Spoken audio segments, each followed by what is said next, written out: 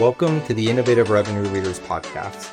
My name is Seth Mars, and in this podcast, we're going to talk about a key topic every month. The way it'll work is we'll put together a piece of research that we talk about, with our first being around the CRO and how they're dealing with technology and key things that they could do with AI to succeed in 2026.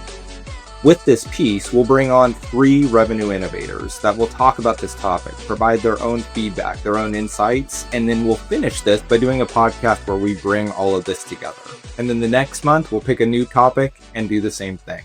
I get the privilege of having my first guest be Mary Shea. So history between her and I, we both worked together at Forrester. She was actually a mentor. I consider her a mentor to me because she was running the full sales tech space at Forrester when I started. And she took a lot of time to really coach, guide, provide a perspective. And she always had a really sharp perspective on the market, where it's going, what it's doing. So I learned a ton from her and was really fortunate to keep in touch after she left. She did a bunch of stuff before she was at Forrester, and after Forrester, she was the chief evangelist outreach.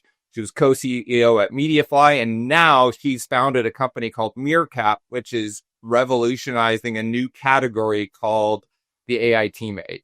So that joins real-time conversations, remembers things that are happening, so you can keep track of it. It keeps track of it for you, and then surfaces insights, finds next steps, hidden connections, and just really helps you get through your day better by using AI in a really, really productive way. Mary, I am so happy to have you on this podcast. Wow. Well, thank you so much for that incredible introduction. And I'm honored to be your first guest. Deep down, I was hoping that I was, because for your listeners and your audience, Seth and I have a very special professional relationship, and it's now become a personal friendship. And yes, I did start out mentoring him, and we got on great. And then very, very quickly, it became just, a collegial relationship. And so we talk all the time. I think we do tend to nerd out probably once a quarter, and we just book an hour for ourselves and just cover everything, and then get on to the next thing. So Seth, I'm honored to be here, and I look forward to a vibrant conversation.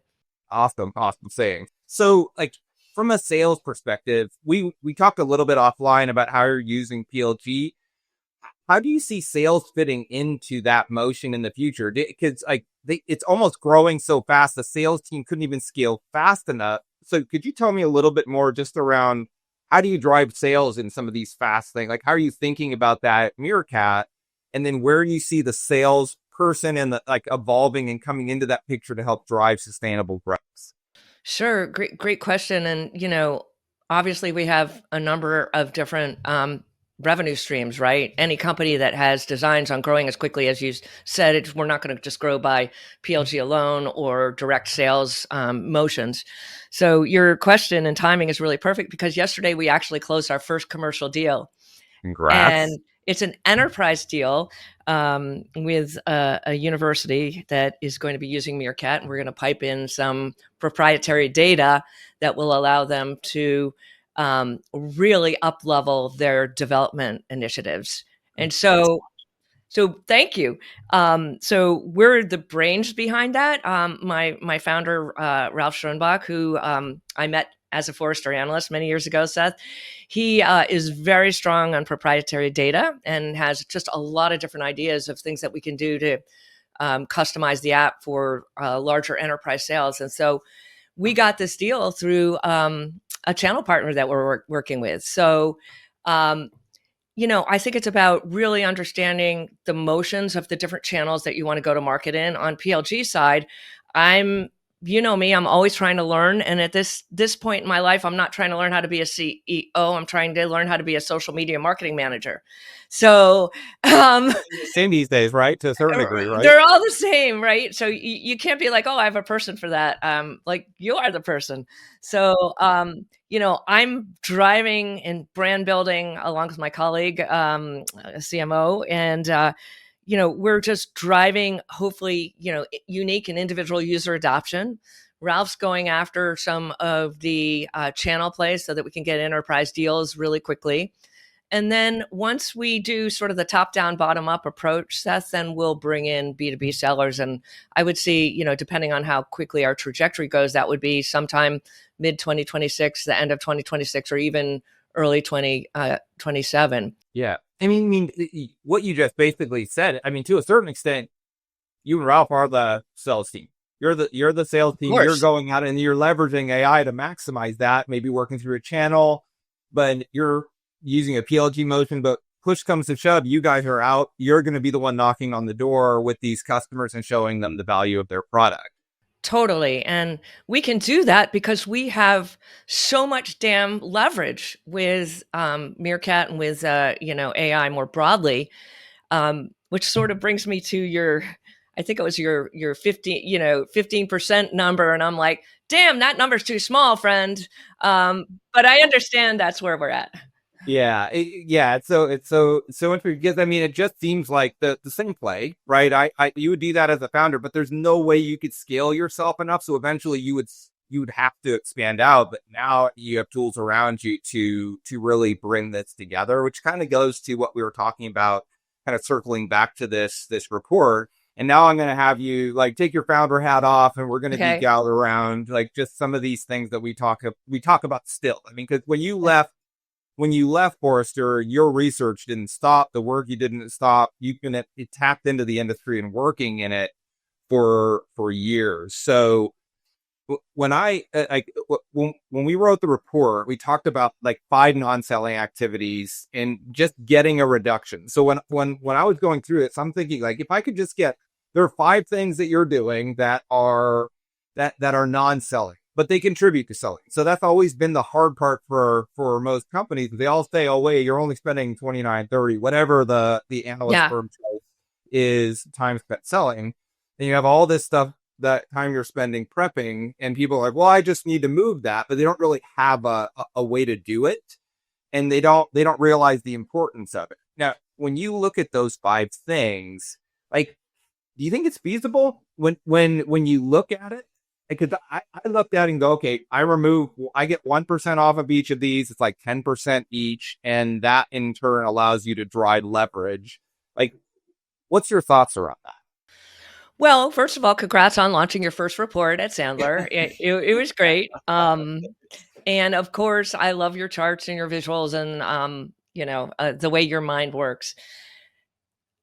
I actually think the numbers are too low. Well, if we start and we go back to when I was at Forrester and writing, I think sellers were spending about 20%, 20% of their time selling. So we've seen, with rudimentary AI and automation and all the sales enablement, revenue enablement companies, we've seen probably an uptick of, we can just call it 10%.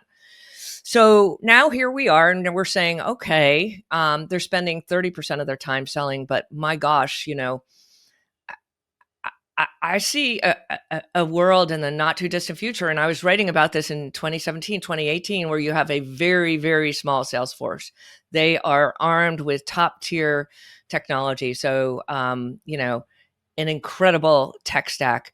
And they're a different kind of seller than sort of the relationship sales guy or gal. This is someone who's data savvy, who's tech savvy, who's almost more of like a COO of their own book of business. That's how I had been seeing it. And I'm seeing that evolve now.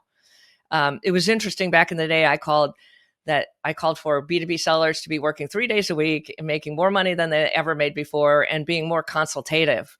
And so we're there, whether or not that's happening. But look, I think your numbers are valid for where we are today. I think sellers, and not just to pick on sellers alone, but professionals writ large across SMBs to larger corporations, are dramatically underutilizing what's possible with AI. And so this is an example of where the technology has evolved faster than our ability to consume it.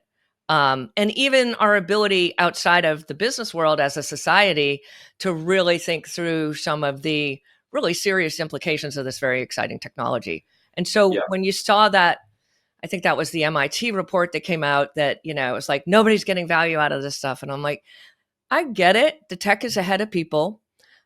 I also think there's another issue going on here, Seth, which is Really? the the way, and I'm just sort of thinking through this, so you can tell me, you can call bullshit if you want, but is that right now professionals and maybe salespeople are a little bit further along because they've been using AI and automation and see the value there, but professionals generally, I think, view AI right now as a zero-sum game.